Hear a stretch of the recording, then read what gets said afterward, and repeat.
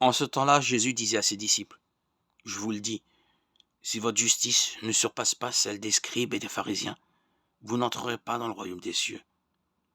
Vous avez appris qu'il a été dit aux anciens, tu ne commettras pas de meurtre, et si quelqu'un commet un meurtre, il devra passer en jugement. Eh bien, moi, je vous dis, tout homme qui se met en colère contre son frère devra passer en jugement. Si quelqu'un insulte son frère, il devra passer devant le tribunal. Si quelqu'un le traite de fou, il sera passible de la géhenne de feu. Donc, lorsque tu vas présenter ton offrande à l'autel, si là tu te souviens que ton frère a quelque chose contre toi, laisse ton offrande là devant l'autel, va d'abord te réconcilier avec ton frère. Et ensuite, viens présenter ton offrande. Mets-toi vite d'accord avec ton adversaire pendant que tu es en chemin avec lui, pour éviter que ton adversaire ne te livre au juge, le juge au garde et qu'on ne te jette en prison. Amen, je te le dis. Tu n'en sortiras pas avant d'avoir payé jusqu'au dernier sou. Évangile de Jésus-Christ selon saint Matthieu, chapitre 5, 20-26.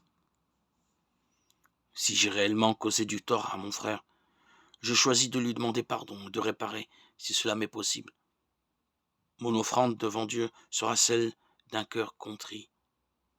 Je n'exigerai pas que mon prochain fasse de même avec moi. Car si Jésus avait attendu que je reconnaisse ma faute pour me sauver, jamais je n'en aurais eu la force. Elle est une grâce. Merci Seigneur pour les âmes que tu nous donnes dans le combat spirituel. Je veux avoir une relation profonde avec toi, Seigneur, par la prière, et en prendre conscience. Prendre conscience que cette prière est l'arme pour triompher contre le mal. Cette prière qui doit sortir du plus profond de notre cœur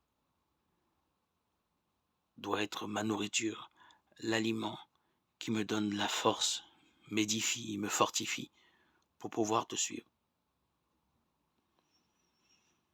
Quand je te contemple, Seigneur, dans la splendeur de ta gloire à travers les Écritures saintes, combien me paraît minable le péché que je traîne avec moi.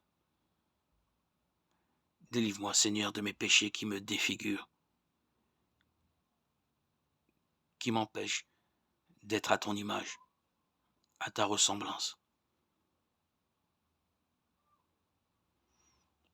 Délie-moi des liens du diable pour pouvoir te suivre dans la fidélité à ta parole, dans la droiture et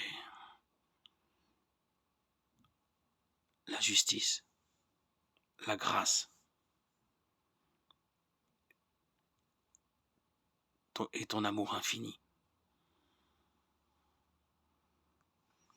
Puisse continuer à envahir mon cœur